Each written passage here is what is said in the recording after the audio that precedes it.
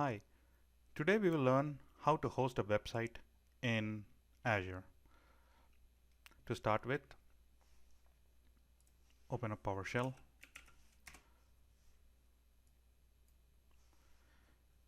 Let's log in to Azure. Once we log in, let's create a resource group, a test resource group. The command is self-explanatory. We are creating a group called named test group in West US.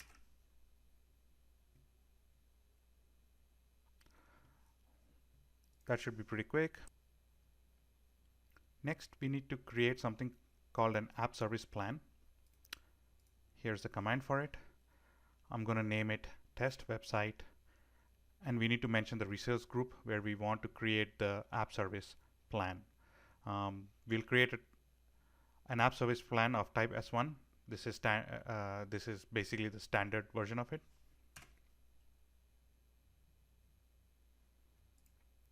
Once that is done, let's actually log into the portal and see what got created right now. Actually, let's go to resource groups. Here is the test resource group we created. Within that, we see the app service plan we created. Now let's create the website using the app service plan which is created. So here's the command for it. So in this case, we can see that we are creating a web app named test site Sunil Rav under the resource group test group using the plan test website which we just created before. Once that is done, let's just go back and verify it exists. I'm clicking into the resource group. Let me just refresh it. Now we see that there is a test site called test site Sunil Rav which we just created. Let's browse to it, and we see a generic welcome message. Let's next see how we can push some code to this website so that we see the website in action. So actually, let's go to GitHub, where I previously created a small demo site.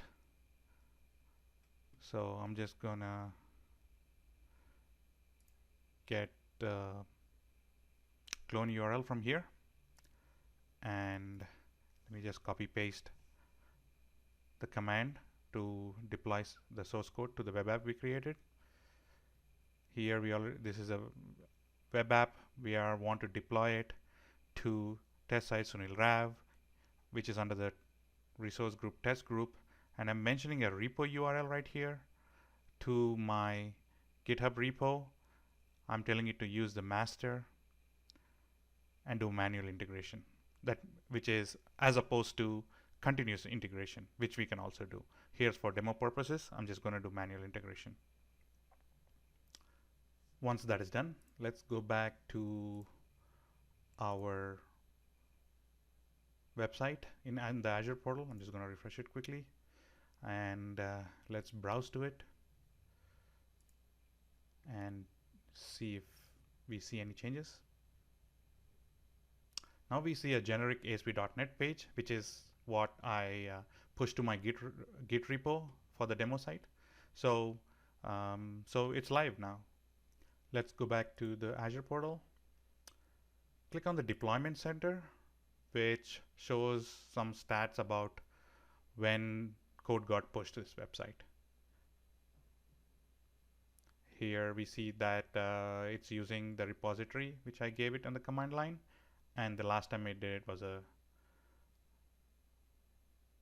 few minutes ago. So that's all there is to host a .NET app on Azure. In this video, we use a command line to create a resource group, and then we created an app service plan, and then I created a web app.